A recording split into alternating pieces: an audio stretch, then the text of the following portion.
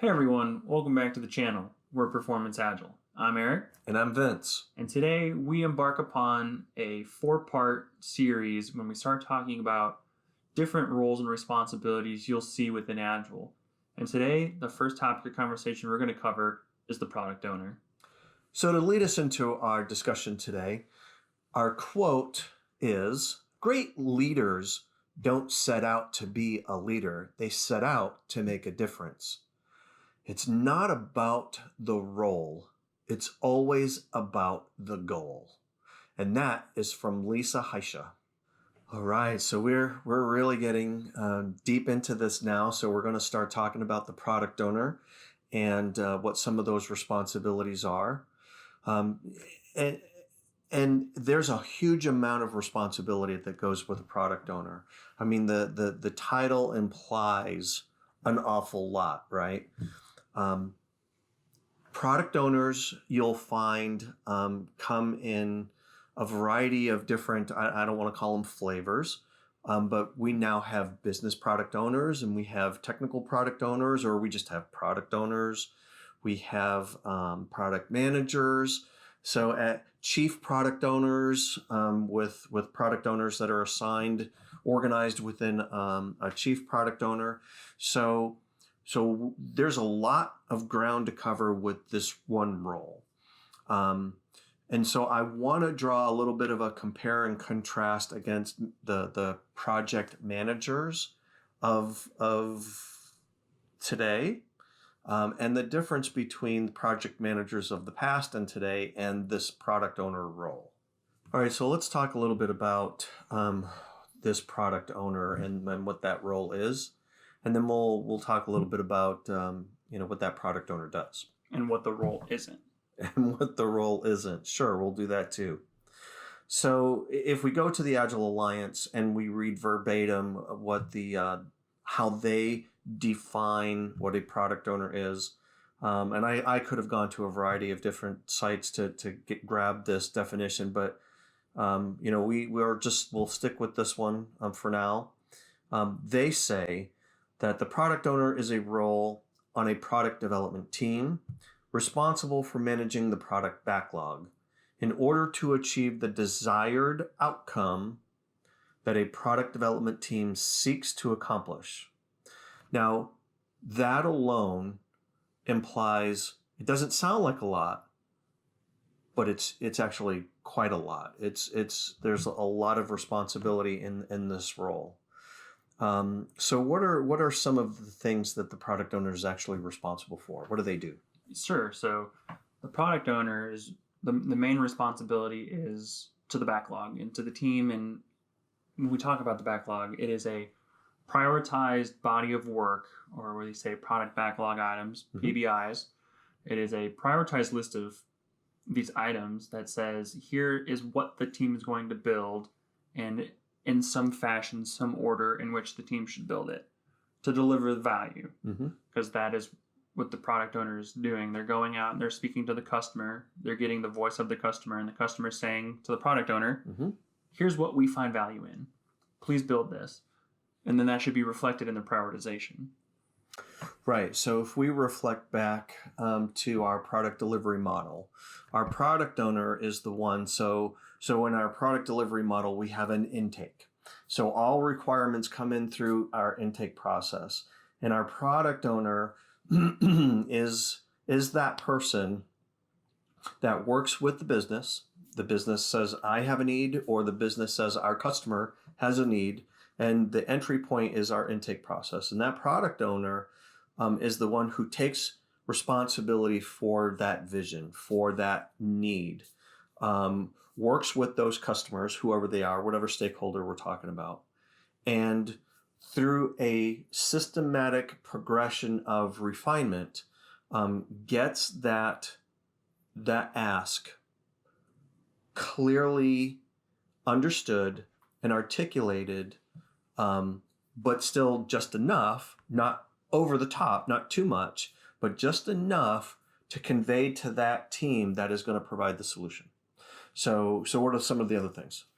Right. So whenever we are doing just in time or just enough in terms of requirements elaboration. Mm-hmm. This also helps with transparency, because everyone has access to this backlog, or everyone should have access to this backlog. Everyone should be able to take a look in at the team and say, hey, how are you delivering value? But whenever we're saying we're getting things fresh, everybody knows that these requirements are up to date. Mm-hmm. And whenever we're delivering value, if we're doing it incrementally or not, Right. that also is going to be driving that transparency layer, because we're going to be looking at these requirements constantly. So what you're saying constantly is that updating. the backlog, once it's created, is set in stone. It never changes. No, you might even hear the backlog referred to as a living, breathing artifact. I Mhm. believe that's how the Scrum Guide defines it, as a living thing. Right. It will exist for as long as the product does. Right. And the requirements will really only exist as long as the need is relevant too, right? So Right. so yeah. So in jokingly, it's it's really not even jokingly.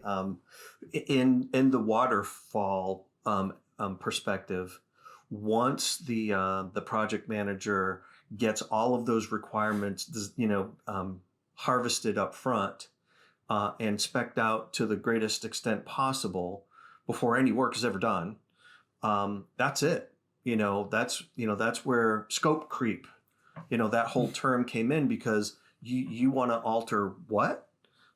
Change. Oh no, there's change. No. Right. So in Agile, in this backlog, that backlog is always evolving and changing based on need, right? And priority. So. And then on that same topic, when we talk about project management, a project is defined as a unique deliverable that has a defined starting and stop time, Mm-hmm. where product delivery, that ending time is real fuzzy.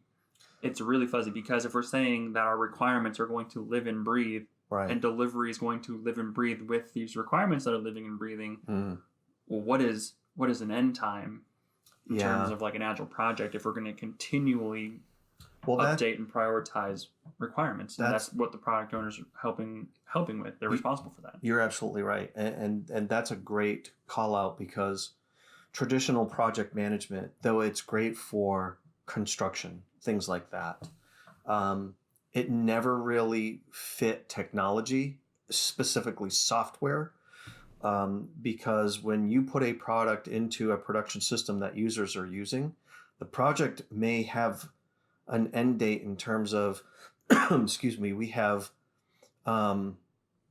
met certain criteria and it's in production and it's being used, but that product lives on. So there is no end date until it doesn't suit the needs of the business or the users or both. That's the end date, and who knows when that is, right? So that whole project management perspective and mentality never really fit here. So that's why this is more ideal, and it's almost perfect. I hate to use the word perfect, but it is more ideally suited for this kind of work. So when it comes to team level product owners, are these the individuals that are generating requirements? Are they just pulling requirements out of thin air and then prioritizing them, or are they interfacing with other layers of the business to help, prioritize? Is this solely on them, or are they getting outside help? Well, the product owner should rely on a variety of sources to make the best possible, best coordinated product possible, right? So yes, the product owner may end up meeting with customers, end user customers, if that's the genesis of a lot of these requirements. But that product owner will also work with business. That product owner will work with engineering leads and architects. That product owner will work with other product owners if there's a dependency on another system or product that this particular product needs, or needs to share with. So yeah, it's not just a funneling of ideas down to this product owner, and it's not on the product owner to be some, genius in this specific area that product owner needs to be very well versed in communication and coordination and understanding how to listen and then also convey, just enough, not too much. You're not really in control. You're in control of that backlog. So let's delve into that a little bit further. Yes or no, true or false? Does the product owner tell the team what they're going to be working on? In the sense of prioritized work, yes, but day to day, how they're going to go about completing the work that has been prioritized, no, they will not. That's right. So how does that product owner go about doing that as one of their responsibilities? In what sense? So, for example, so how does the team know, right? So we're going to talk about a variety of different activities that product owner will do, right? So there are refinement and planning sessions that product owner will do and is responsible for, but the product owner never tells that team how to do their job. The product owner is all about the what and not the how. That's right. So like you said, those planning activities, there's a couple of good ones, depending on what framework you're using. If you're using XP or Scrum, you're going to go through what they call sprint or iteration planning, in which case you'll take a subset of all your product backlog items. You'll say we'll tackle the first 5 or the first 10 of the highest prioritized items. But then once you've said, here's what we can get done iteratively, that's it. The product owner has said, here's what I want you to build, and then how to build it. And then the product owner comes back in on the tail end of that by saying whether the work is acceptable or not. So one of the things that the product owner is responsible for is writing acceptance criteria. And I hate to use what it is to describe itself, but it is the criteria for which done work is acceptable to the business. And I know people are like, acceptance criteria for what is acceptable. Right. So that's a huge responsibility. So that comes with great responsibility. That responsibility comes with great responsibility, right? So if you're that person fulfilling that role, and it's your job to not only bridge the gap between the business and your solutioning team to provide the right what, but then look at that solution and go, yeah, I accept that work. So what happens if the product owner says, I'm thinking maybe not. We might need to revisit this. So what happens there? Well, that's what you're talking about. You either need to go and clarify what the requirements are. You need to figure out where in the hierarchy of things there was that breakdown, that where the issues crept in. Did the developer not understand the requirements as they were written? Did the product owner just translate the requirements from business to whatever form of user story or job to be done, format? Did it come across wrong? Like, you have to go and you have to dig into, well, where did we lose it? So it's not just try it again. It's okay, well, we got to do a little bit of analysis to figure out why, because if you continue to do the same thing and expect different results, that's the definition of insanity, and we're trying to avoid that. That's correct. So one of the other differences in this role versus a project manager. So when a project manager in the past was also responsible for all of these requirements, right? And it's heavily based on a schedule. Now, if a product owner at the end of, if we're doing Scrum or some iterative development, and it's only weeks long versus months long, and so that communication process is very different, and how much time that is lost in the terms of we might need to redo that. Is very short compared to in a project-based approach, which could be a lot of time lost, right? So that product owner, that role is critical, and it's absolutely one of the key roles in the success of this approach. What else would you like to add or convey about the product owner role for those of you that are product owners or want to be product owners? It's an interesting role. It's a challenging role. There's a lot of satisfaction in watching, what you convey to the team that's providing the solution. When you see it come to life, and to the delight of your customers, then yeah, you did a good job. So what else would you like to add to that?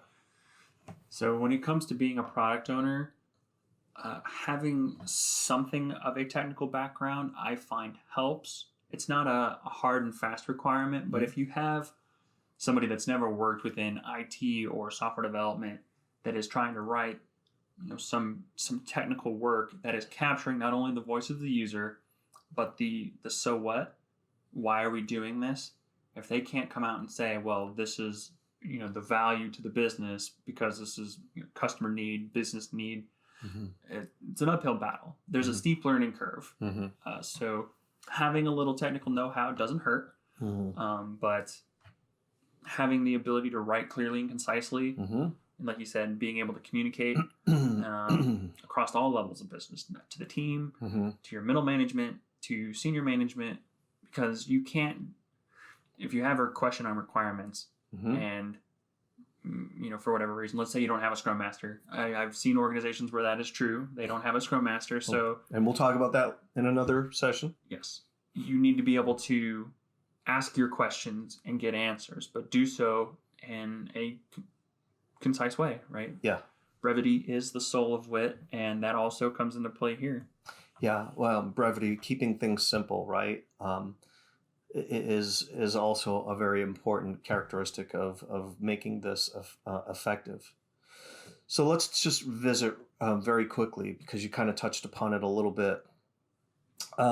So we're in the middle of a transformation. Well, where do we grow these product owners? Where do they come from? I personally have seen where business analysts on that are used to working with technology teams and used to writing requirements and doing that kind of analysis on the customer and the needs.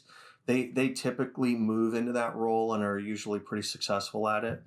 I've seen project managers who have the capacity to let go of what they've learned of that command and control aspect of being a very successful project manager is one who knows how to maintain control of that schedule, right, in your budget. Do the product owners worry about budget? Product owners do not worry about budget. Project managers still exist, right? So they still worry about things like that, contracts and budgets and things like that, right? So we still have administrative staff and other administrative roles. They don't all go away because we're Agile now, right? That's right. So this product owner is focused on the what. The what. And that what exists in? The backlog. The backlog. That's right. So I think we pretty much covered the product owner at about as general as we could get. Well, that's a wrap on another video. We hope you enjoyed that. Give us a like and leave some comments. Hit the subscribe button if you haven't already. And we will see you on the next video.